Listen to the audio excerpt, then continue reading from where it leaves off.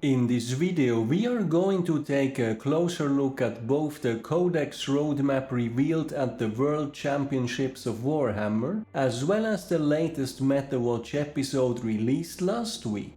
In the first part, we will go through the relevant new snippets themselves in an attempt to find out what these could potentially mean for the Deathwatch. In the second part, we will then look into what this edition could potentially still have in store for us in the long run. Lastly, there will be a quick wrap-up of what has been covered. Welcome to SwissHammer, your channel for modeling in Warhammer 40k. My name is Tammer, and I will be guiding you through this video. Diving right into the Codex roadmap itself, this one covers the time between basically now with the release of the AdMech and Necron's Codex up until summer of next year. There are 9 Codex releases highlighted in total, with a 10th still marked as redacted. I guess GW wants to keep the options open, but unfortunately for us, none of the ones currently revealed is the Deathwatch supplement. In fact, there is only one non-codex-compliant chapter supplement release on it, that of the First Legion, the Dark Angels. As such, we can safely say at this point that the Deathwatch will be stuck with their index for the first year of this edition at the very least, and given an expected life cycle of an edition of roughly 3 years, I think we can further speculate that we will be without a supplement for at least half of the current edition. In contrast, back in 9th edition, we were among the very first to get the supplement, which means we pretty much had it for almost the entirety of the edition. But how good is getting an early codex really? Well, the answer is that it of course depends. Looking back at the previous edition, we had a strong power creep that only got reined in somewhat towards the end, but basically the initial codex releases, like Space Marines and Necrons, were really mild, in case of the former even somewhat of a nerf when compared to 8th edition, and then all of a sudden GW did a complete backflip and started to pump up the new codex release power, like with Drukhari and AdMech, which then were the bane of the meta for a long time, and while they did rein them in due time, I think that trend somewhat continued with a lot of the new releases. As a result, while I think that the Deathwatch supplement was done decently overall, especially when it came to the kill teams, it was really the updated rule set featured in the Army of Renown that kept us going for the second half of the edition. That and points changes and the balanced status late boosting Space Marines in general, which then trickled down into our strong kill team rules. Now, looking at 10th edition, Deathwatch started with a very strong index, if not to say the strongest one among Space Marines, but the repeated nerfs as well as the lack of updates in the light of the Space Marine Codex release has pretty much left our Black Spear task force butchered and our already severely limited kill teams overpriced, which means that at this point a proper supplement would not only be welcome, it would in fact be very much needed. But anyway, on the bright side of things, I think the release of the Dark Angel supplement is going to be interesting for us to closely follow anyway, simply in order to understand what exactly will happen to non-codex compliant chapters once they are getting their own supplement. As it currently stands, non-codex compliant chapters have access to their unique detachment, as well as every detachment available in the vanilla Space Marine Codex. With that in mind, I think it's not unreasonable to expect that a new supplement will also mean a reworked or even additional detachments, at which point we would have an even bigger advantage over a codex compliant chapter. On the other hand, perhaps GW will limit non-codex compliant chapters to supplement detachments only, in which case we better pray to the God Emperor for a decently strong supplement. As such, it's perhaps for the best to not be the first ones to get the supplement, depending on what exactly is going to happen. Furthermore, another potential advantage for Deathwatch players are of course the new Dark Angels kits being released alongside the supplement, because as we well know, every Space Marine kit is a Deathwatch kit. For instance, the fancy new Deathwing Knights could be kit bashed into Deathwatch Terminators, or Asmodai gets to serve as a regular chaplain in the Deathwatch.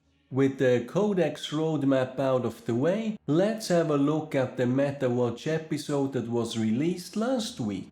As always, this came with the win rate percentage chart, which among other things GW is using to keep everyone in the so-called Goldilocks zone, aka between 55 and 45% win rate, in which case they argue that skill starts to matter. Perhaps unsurprisingly, after all the nerfs to the Black Spear task force and the complete failure that is kill team points cost, Deathwatch ranks third from the bottom at 46% win rate, 1% above the Golden Boys and 2% above Drukhari respectively. The issue here, of course, is that according to GW, this is still fine, and as such, what we know for sure is that they are going to address both Eldari and Drukhari by the end of January, at which point they will release both points as well as a new balance status slate.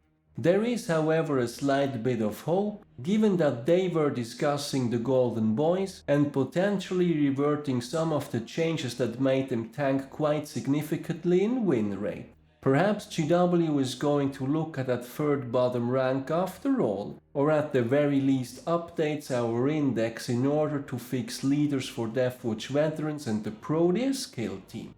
Having said all that, where does this leave the Deathwatch?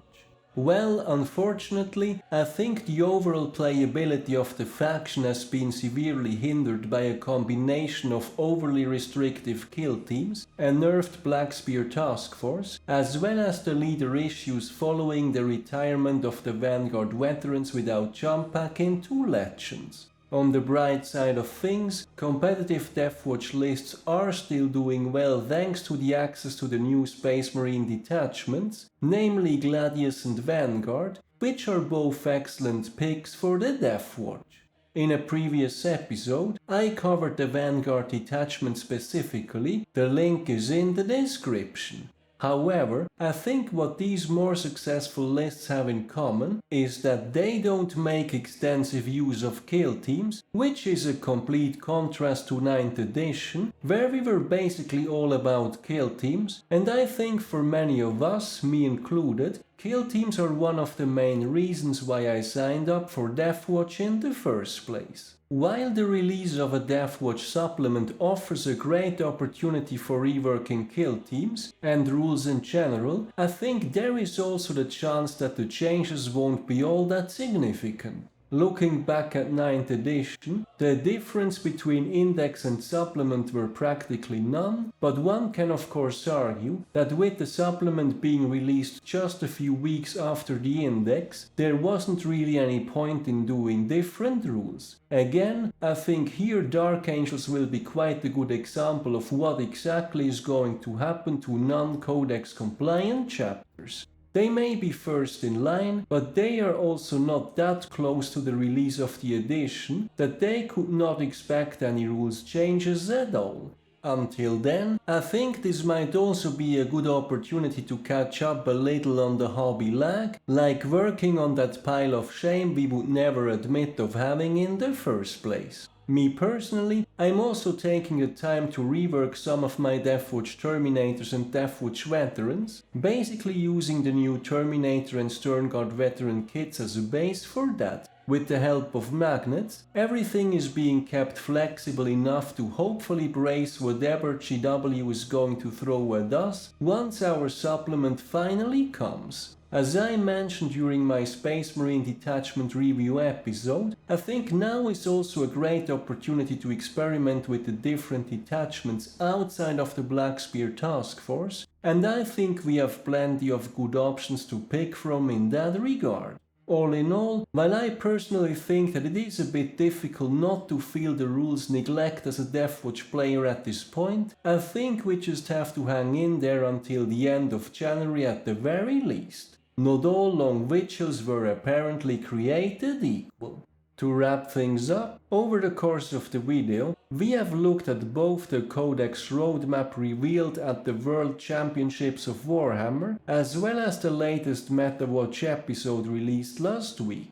In short, the Deathwatch won't be getting their supplement anytime soon, and at this point it is questionable whether GW is going to update our index to reflect the release of the Space Marine Codex at all. On the other hand, the Dark Angels are going to be the first non-codex compliant chapter to get their supplement, and while this may be of little comfort to us, we will at least see what exactly is going to happen to non-codex compliant chapters once they are getting their own supplement. How big of a rules rework can we expect? Are there going to be new detachments? And are we going to keep access to the vanilla Space Marine ones? These are all interesting questions I am looking forward to have answered sooner rather than later. Then as far as Metawatch is concerned, Deathwatch is ranking third from the bottom at 46% win rate, which is fine by GW standards, and I guess not surprising when considering the nerfs to the Blackspear task force and the unreasonable pricing and rules of our kill teams. Stu Blacks did however mention that both points changes as well as the balanced data slate will be released by the end of January, so we can at the very least hope for that.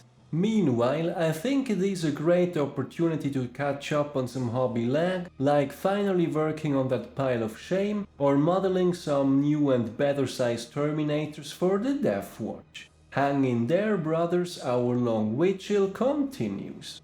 So that's it for the Codex roadmap revealed at the World Championships of Warhammer, as well as the latest Metawatch episode released last week.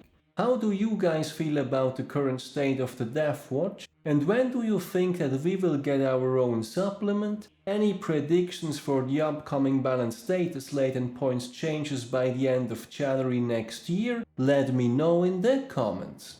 Then finally, if you made it this far and I still have your attention, if you like my content, any additional support is greatly appreciated as it helps me invest into future videos. For that, I have both a Ko-fi as well as a Patreon page, links are in the description. Furthermore, I would also like to mention that there is a SwissHammer Facebook page where I will be posting links to my videos as well as articles I find of interest. I do read a lot about the hobby, but not all of it will always end up as its own video. I look forward to seeing you there as well. As always, thank you very much for watching, guys. Your continued support is greatly appreciated. I hope you have been enjoying this video. Give me a thumbs up if you did, and don't forget to subscribe if you haven't done so already. Thanks again and see you next time.